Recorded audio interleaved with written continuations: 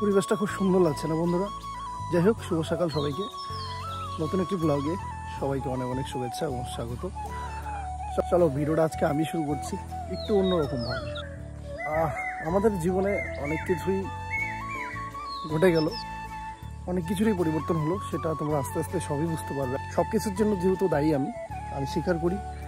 স্বীকার করাটা আমার কাছে সম্মানে আঘাত হবে আমি মনে করি না। তো যাই হোক, আজকে হচ্ছে রোববার, সানডে, আর এখন বাজে ঘড়িতে প্রায় 8টা। মিতু ওইদিকে রান্নাবান্না করছে। রান্নাবান্না বলতে সকালে যেটা হয়, চা বানাচ্ছে, আর আমি এদিকে তোমাদের সাথে বাড়ির পিছনে এসে ব্লগটা শুরু করলাম। আজকের ব্লগটা একটু অন্যরকম হতে চলেছে, তোমরা এন্ড অবধি দেখো। কিছুদিন ধরে বাড়িতে থেকে একঘেয়েমি হয়ে যাচ্ছে সব কিছু। মিত্র একটু মন মেজাজ, মানে বাড়িতে থাকতে থাকতে যেরকমটা হয় একটা মেয়ে বা হাউস ওয়াইফ যেটাই বলো না কেন। যাই হোক, বেশি কথা বলবো না, তোমরা বেশি পছন্দ করো না কথা বলা আমার। তবে আজকে একটা সারপ্রাইজ দেবো মিতুকে। সেটা হচ্ছে এক জায়গায় ওকে ঘুরতে নিয়ে যাবো, সেটা ওকে বলবো না যে কোথায় নিয়ে যাবো। আর জায়গাটা খুবই সুন্দর, আমাদের বাড়ির থেকে খুব একটা বেশি দূরও না, আবার খুব একটা কাছেও না, মোটামুটি দূর। দুজনেরই মন ভালো হয়ে যাবে। যেহেতু আমার মনে হচ্ছে একটু ঘোরা প্রয়োজন আমাদের দুজনেরই, দুজনকে একটু সময় দেওয়া দরকার। আর যার জন্যই মিতুকে এটা সারপ্রাইজ থাকলো মিতুর জন্য। চলো দেখো কি হয়, ওর রিয়াকশান কি আসে। ওকে কিন্তু জায়গার কোনো নাম বলবো না, কোথায় যাবো সেটাও বলবো না, জাস্ট বলবো যে চলো ঘুরতে যাব। তো চলো, দেরি করছি না, সোজা বাড়ি যাচ্ছি। পাপা, এই পাপা কি খাচ্ছ তুমি? খাও খাও খাও খাও, দাদার সঙ্গে খেতে হয়। তো মিতু রানী এদিকে নতুন রান্নাঘরে করছে নতুন রান্নাঘর বলতে একটু নতুনভাবে সাজানো হয়েছে আর কি। তোমার জন্য আজকে একটা সারপ্রাইজ আছে। সারপ্রাইজই থাকবে, বলবো না। রেডি হও ফটাফট, এক জায়গায় ঘুরতে যাবো। হ্যাঁ চলো, চা হয়ে গেছে, তাড়াতাড়ি তো ঝটপট টাইম নেই, এক জায়গায় যাবো। সত্যি বিশ্বাস হচ্ছে না তোমার? হ্যাঁ কেন? বললাম তো নিয়ে যাবো, না বিশ্বাসের কি আছে? চলো রেডি হও তুমি, রেডি হও না, বিশ্বাস করে না। যাও ছটপট কুর্তি পরো, বাইরে যাওয়ার মতো কিছু একটা করো। শাড়ি তো পরা মানে যায় না অনেকে। বাড়ি না, এক জায়গায় ঘুরতে নিয়ে যাবো তোমাকে। হ্যাঁ সিরিয়াসলি, কিন্তু কোথায় নিয়ে যাবো সেটা পরে তুমি দেখবে। কেমন লাগে জায়গাটা সেটা বলো, সেটা এখন সাসপেন্স থাকবে। বিশ্বাস হয় না? তুমি রেডি হও তুমি রেডি তো হও আগে। অনেক অনেক স্বাগত ছোট্ট একটি গ্রামে, ছোট্ট একটি পরিবারে। এখন বাজতে চলছে সকাল প্রায় 8টার মতো। আজকে প্রচণ্ড সকালবেলা বৃষ্টি, আমি উঠছিলাম একবার, তারপর দেখি অনেক বৃষ্টি, তারপরে আবার শুয়ে পড়ছিলাম। তো যাই হোক, তোমরা তো দেখলে ভিডিওতে কি বলে, তো কি বললো ও রেডি হতে, কিন্তু আমার বিন্দুমাত্র বিশ্বাস হচ্ছে না, কারণ সবসময় ঢপ মারে। তো দেখা যাক, বললো তো রেডি হইতে। এখন কোথায় যাবে না জানি না, কার বাড়িতে ঘুরতে নিয়ে যাবে জানি না, কারো বাড়িতে নিয়ে যাবে না কোথাও নিয়ে যাবে সেটাও বিন্দুমাত্র জানি না। রাস্তা দিয়ে যেই যায় তাকেই ডাকতেছে। ওর বাবা রেডি হচ্ছে, এখন কিছুতেই দেখো বিছানাতে থাকে না, আর আমার কাছে তো আসেই না। তোমাকে নিয়ে যাবো তো বাবা, তোমাকে নিয়ে যাবো তো। চলো বাবাটাকে নিয়ে যাবো তো। তাই চশমাটা খোলো।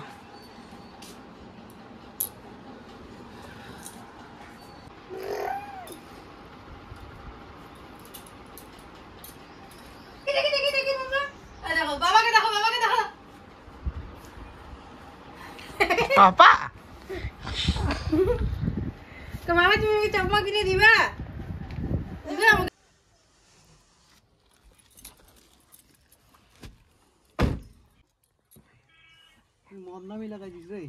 পাপা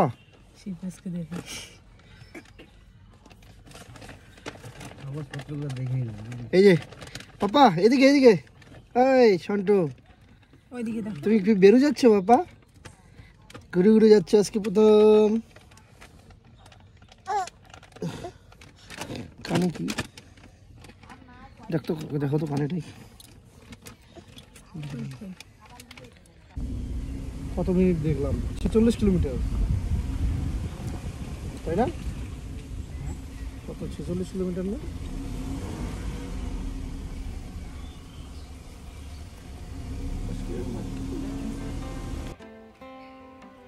তো বন্ধুরা দুগ্গা দুগ্গা করে বেরিয়ে পড়লাম। জানি না এখনও কোথায় যাচ্ছি, কারণ তোমাদের দাদাভাই তো বললোই যে আমাকে শুধুমাত্র রেডি হতে, কোথায় নিয়ে যাবে না নিয়ে যাবে সেটা ওর কাছে আর কি। তো যাই হোক, যেহেতু বর বললো রেডি হতে, তা আমিও ছটপট রেডি হয়ে নিলাম। কারণ ঘুরতে যাওয়ার কথা বললে আমার এক পাটা সবসময় আগেই থাকে, কারণ আমি ঘুরতে প্রচণ্ড ভালোবাসি। আর আমার ছেলেটাও ঠিক একই রকম, ও খুব ঘুরতে ভালোবাসে, গাড়ি হোক বাইক হোক, ওকে যেখানে নিয়ে যাও ও যাবে। আর এদিকে দেখতেই পারছো ও কিভাবে আমাদের গাড়ির পেছন দিয়ে যে কাজটা আছে ওদিক দিয়ে বাইরেটা দেখছে, আর যেই আসে যে ওটা দেখা যায় না তাদের ডাকছে। আর এদিকে দেখো প্রকৃতিটা কি সুন্দর সবুজে সবুজ, কারণ ভোরবেলার দিকে বৃষ্টি হয়েছিল। যে ধুলোবালিগুলো পাতার মধ্যে লেগেছিল বৃষ্টির জলে সব ধুয়ে গেছে।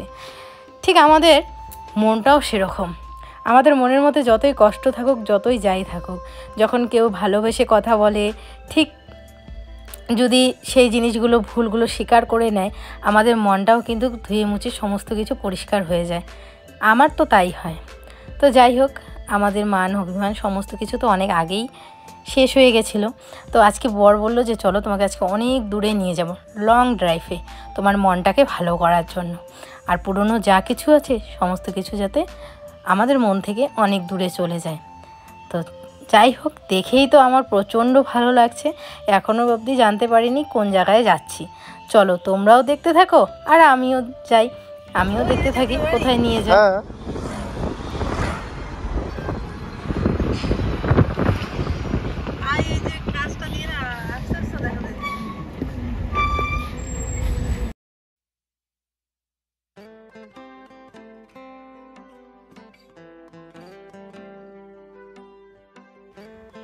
পুচকুর এটা প্রথম ট্যুর, তো আজকে কিন্তু ভিডিওতে ভয়েস কম দিব, কারণ তোমরাও আমার মতো জায়গাগুলো উপভোগ করো।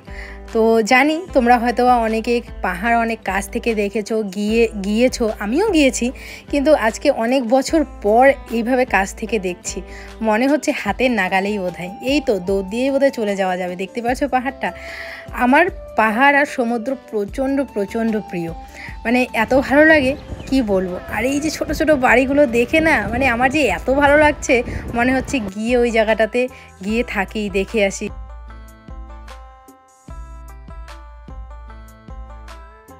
তো তোমাদের মিতুরানির কেমন লাগছে বলো?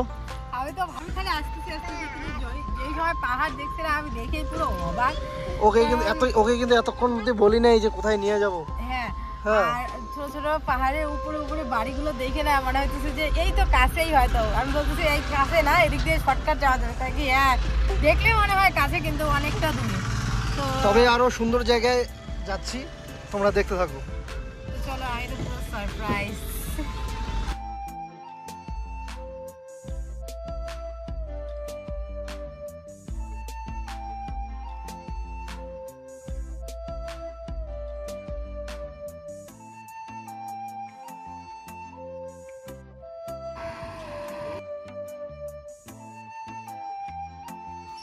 তো বন্ধুরা ফাইনালি চলে আসলাম আমাদের গন্তব্যস্থলে।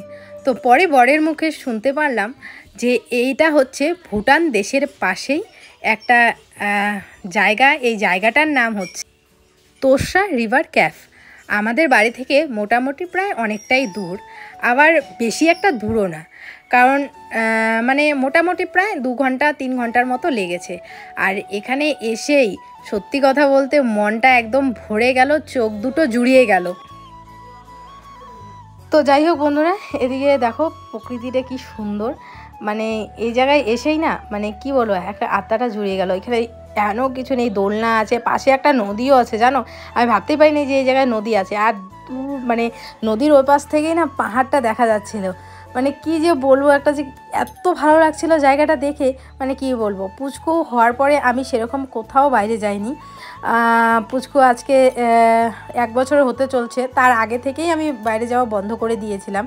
তবুও যদিও বাইরে যেতাম এই কাছে পিছে যেতাম, এইরকম এত দূরে আর এত সুন্দর জায়গায় আমি কোনোদিনও আসিনি। দারুণ লাগছিল জায়গাটা। আর দেখো পুচকু আস্তে আস্তে হেঁটে হেঁটে আমাদের সাথে যাচ্ছে। এই মোমেন্টটা হচ্ছে আমাদের জীবনের একটা বেস্ট মোমেন্ট।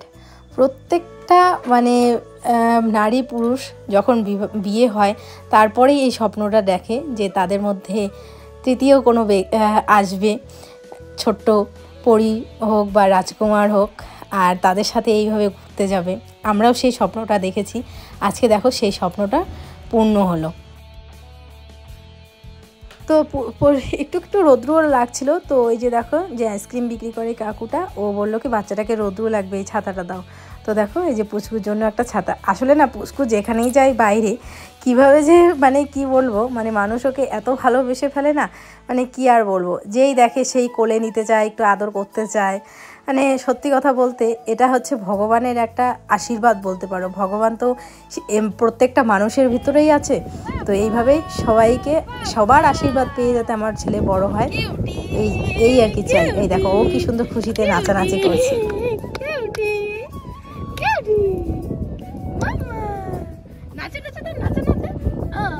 তো ফাইনালি বন্ধুরা চলে আসলাম, আর প্রচন্ড ভালো লাগতেছে। মনে হইতেছে ওই জায়গাটাতে যাই, কিন্তু অনেকটা দূর নিয়ে যাইতে। তো পুচকুকে নিয়ে কীভাবে যাব। আর পুচকু এখানে মনের সুখে দারুণ খেলতেছে। আর ওয়েদারটা আজকে এত ভালো, কি বলবো, না গরম না ঠান্ডা। আর এই জায়গাটা খুব খুব সুন্দর হাওয়া। তার মধ্যে ওই যে দেখো ওই কাকুটা হচ্ছে পুচকুর জন্য একটা ছাতা দিল।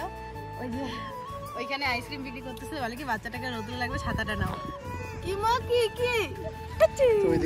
দেখালাম, ওখানে খাওয়া দাওয়া করবো। পুচকুর খাইয়ে নিলাম, হচ্ছে গাড়িতে খাইয়ে নিলাম ওকে।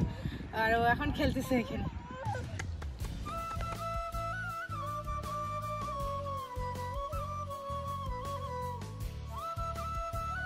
প্রত্যেকটা মেয়ের জীবনে তার হাজব্যান্ড হচ্ছে সব থেকে বড় সম্পদ। আমার জীবনেও তাই। আমার সাথে ওর অনেক সময় ঝগড়া হয়, অনেক সময় মানে রাগ হয়, অভিমান হয়, কিন্তু ও জানে যে ঠিক কী করলে আমার রাগ অভিমানগুলো ভেঙে যাবে। তো যাই হোক, দেখো তার জন্যই দেখো আজকে আমাকে এত সুন্দর একটা জায়গায় নিয়ে আসলো। আমার ওই যে মনের মধ্যে যে জিনিসগুলো আছে সেগুলো যাতে একদমই মুছে যায়, অনেক কিছু হয়েছিল সেই জিনিসগুলো যাতে একদমই আমাদের মাঝখান থেকে অনেক অনেক অনেক দূরে চলে যায়। সত্যি কথা বলতে বন্ধুরা, বিয়ের পর আমি কিন্তু অনেক কিছু হারিয়ে ফেলেছিলাম।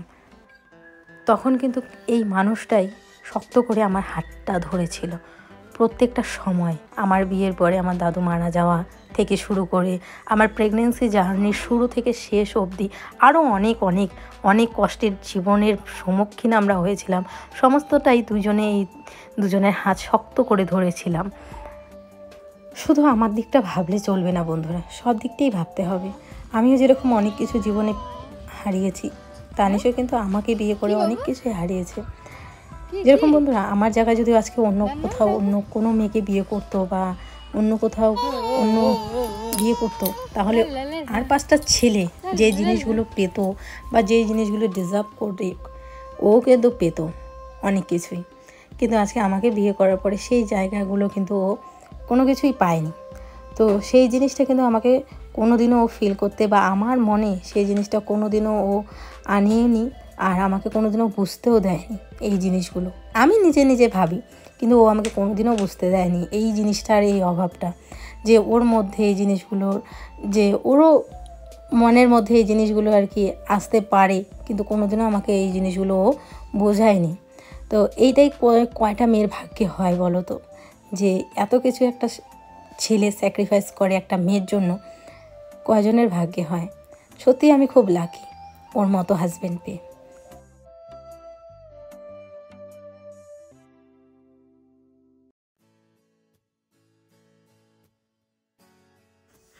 অনেক দিনের একটা ইচ্ছা ছিল বন্ধুরা, যে মিতুকে নিয়ে আমি কোথাও একটু লং ট্যুরে যাব। কারণ বিয়ের প্রায় আজকে 5 বছর প্লাস, মানে 6 বছর রানিং চলছে, প্রায় কাছাকাছি বলতে পারো। এরই মধ্যে বিয়ের 2 থেকে 3 বছর যখন নতুন মানে আর কি আমাদের বিয়ে হওয়ার 2-3 বছর আমরা পিকনিকে বাইরে গেছিলাম। তারপরে কিন্তু প্রেগনেন্ট, তারপরে আরও এদিকে নানান সমস্যার জন্য প্রায় আজকে 2 থেকে 3 বছর পর আমরা বাইরে গেলাম। তো এটা আমার স্বপ্ন ছিল বা ইচ্ছা ছিল যে মিতুকে নিয়ে যখন আমার ছেলে হবে তখন আমরা কোথাও পাহাড়ে বা একটু মানে জঙ্গল একটু দূরে কোথাও যাব, হ্যাঁ একটু উপভোগ করব। তো যাই হোক 3 জনে চলে আসছি।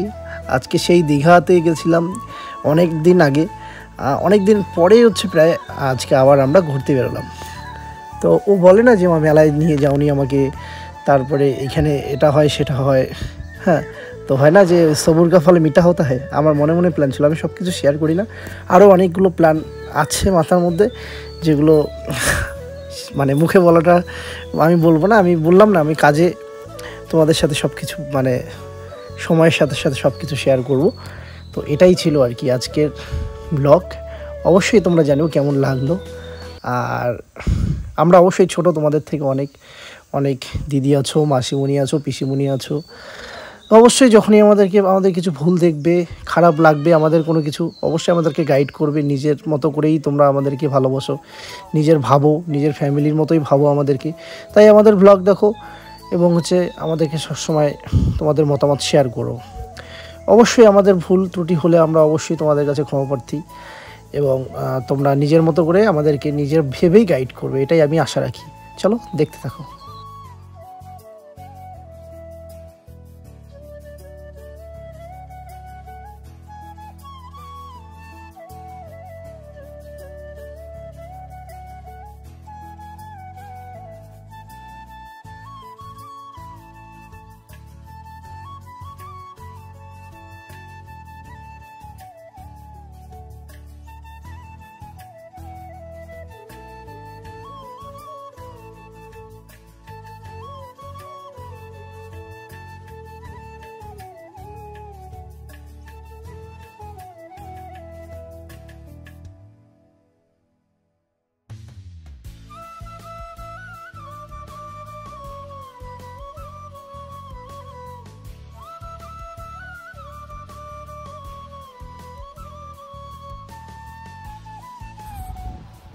আসার পথে ভাবছিলাম যে কিছু একটা নিব, কিন্তু আমাদের এই সাইডে যা বৃষ্টি, ঝড় বৃষ্টির দোকান শুরু হয়ে গেছিলো, যার কারণে বেশিরভাগ দোকানই বন্ধ হয়ে গেছিলো।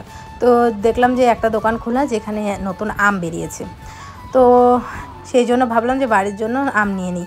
আর ও বলছিল যে বেশি নেব না, কারণ এখনই টক হয় না মিষ্টি হয়, একটা খাঁটি নেই।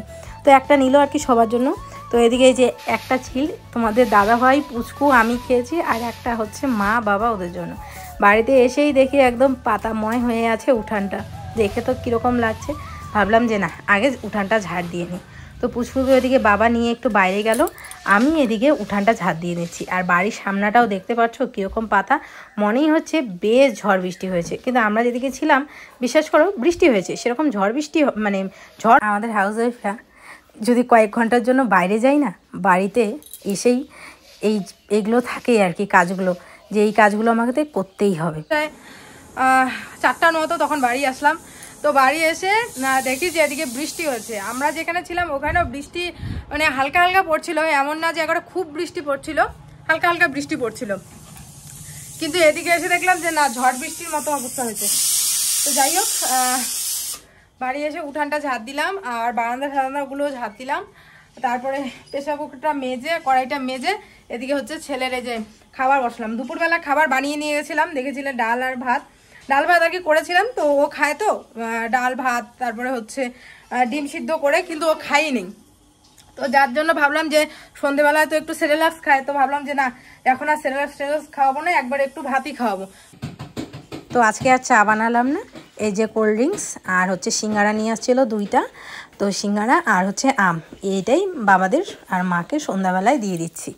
আর আমাদের জন্য আর সিঙ্গারা টিঙ্গারা আনিনি, একটুখানি কোল্ড ড্রিঙ্কস তোমাদের দাদাভাই খেয়ে গেছে, আর আমি এই যে বোতলে যতটুকু আছে অতটুকুই খাবো।